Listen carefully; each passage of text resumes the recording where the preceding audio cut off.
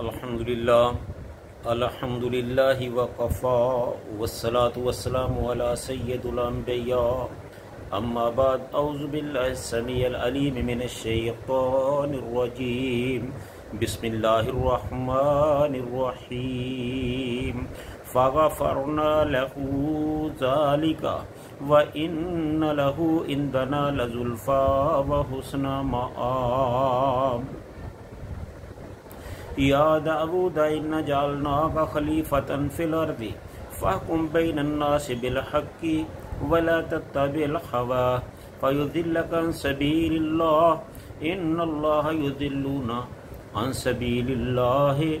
لهم عذاب شدید بما نسوا یوم الحساب۔ ہر قسم کی حمد و ثناء اللہ تعالیٰ کی ذات والا صفات کے لیے جو سارے جہانوں کا خالق و مالک اور پروردگار ہے۔ لاکھوں کروڑوں ان گنت درود و سلام پیغمبر آخر الزمان حضرت محمد الرسول اللہ صلی اللہ علیہ وآلہ وسلم کی ذات والا صفات پر۔ تو ناظرین، جیسا کہ آپ جانتے ہیں کہ سورہ صاد کا ترجمہ اور تفصیل کا سلسلہ جاری ہے۔ یہ جو میں نے آپ کے سامنے 2 آیات تلاوت کی ہیں، یہ سورہ صاد کی 25 اور 26 نمبر آیات ہیں۔ ان میں حضرت داؤد علیہ السلام سے متعلق اللہ تعالیٰ نے بیان فرمایا ہے۔ زندگی میں انسان سے کہیں نہ کہیں کوئی بھول چوک ہو جاتی ہے، اور اچھا انسان وہ ہوتا ہے کہ جو بر وقت اپنی غلطی کو تسلیم کرے اور اللہ تعالیٰ سے رجوع کرے۔ تو ایسا ہی ایک معاملہ حضرت داؤد علیہ السلام کے ساتھ بھی پیش آیا۔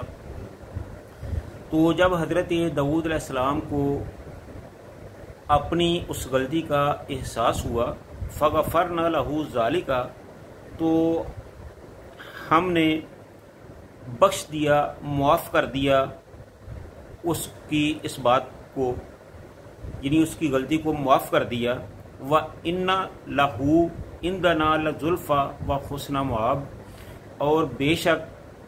ہم نے ان کے مقام مرتبہ میں بھی کوئی فرق نہیں ڈالا، وہ ویسے ہی بلند مرتبہ رہے اور ان کا انجام ہمارے نزدیک بہت ہی بہتر ہے۔ یہ داؤد علیہ السلام کے بارے میں اللہ تعالیٰ نے خصوصی طور پر فرمایا کہ ہم نے ان کی یہ غلطی معاف کر دی، اور ہمارے ہاں یقیناً ان کو بڑا قرب ملے گا اور اچھی بات گشت ہوگی۔ یعنی اس غلطی سے ان کے تقرب اور مرتبہ میں کوئی فرق نہیں آیا، صرف تھوڑی سی تنبیہ کر دی گئی ہے، کیونکہ مقربین کی چھوٹی سی تنبیہ بھی بڑی غلطی سمجھی اور مانی جاتی ہے، اور پھر جب اللہ کا کوئی مقرب آدمی اللہ سے رجوع کرتا ہے تو پھر اس رجوع اللہ کو بھی اسی طرح ترجیح دی جاتی ہے۔ آگے اللہ تعالیٰ فرماتے ہیں کہ یا داؤد انا جعلناک خلیفۃ فی الارض، کہ اے داؤد ہم نے آپ کو زمین کا خلیفہ بنایا، حکمران بنایا ہے۔ پہلے تو اللہ تعالیٰ نے حضرت داؤد علیہ السلام پر اس بات کا جو احسان ہے وہ جتلایا کہ ہم نے تمہیں اس زمین کی حکومت عطا فرمائی، آپ کو حکمران بنایا، اور اس کے ساتھ ہی ان پر کچھ احکام جو تھے وہ لاگو کر دیے۔ فرمایا کہ فاحکم بین الناس بالحق ولا تتبع الهوى، کہ اب تم پر لازمی ہے، ضروری ہو گیا ہے کہ تم حکمران ہوتے ہوئے عوام الناس کے اندر، لوگوں کے درمیان حق کے ساتھ فیصلے کرو۔ ولا تتبع الهوى، اور فیصلہ کرتے ہوئے اپنی خواہشات کی پیروی نہ کرو۔ تم نے جب بھی کوئی فیصلہ کرنا ہے تو سامنے اللہ کی خوشنودی کو رکھنا ہے، سائل کے جو مسائل ہیں اس کو سامنے رکھ کر اس کے مطابق فیصلے کرنے ہیں، اپنی خواہشات کو نہیں رکھنا۔ اور یہ بھی نہیں دیکھنا کہ میرے اس فیصلے سے کون خوش ہوتا ہے، کون ناراض ہوتا ہے، کسی کو اچھا لگتا ہے، کسی کو برا لگتا ہے، کسی کے لیے اہم ہے اور کسی کے لیے غیر اہم ہے۔ اس لیے تم نے دنیا سے لا تعلق ہو کر اللہ سے تعلق جوڑ کر حق کے ساتھ یہ فیصلے کرنے ہیں۔ اور آگے فرمایا کہ فَيُضِلَّكَ عَن سَبِيلِ اللَّهِ، اور جو اپنی خواہشات کے مطابق چلتا ہے، اپنی خواہشات کی پیروی کرتا ہے، وہ اللہ کے راستے سے بھٹک جاتا ہے، وہ اللہ کے راستے سے بہک جاتا ہے، وہ اللہ کے راستے سے ہٹ جاتا ہے۔ اور پھر فرمایا کہ ان الذین یضلون عن سبیل اللہ،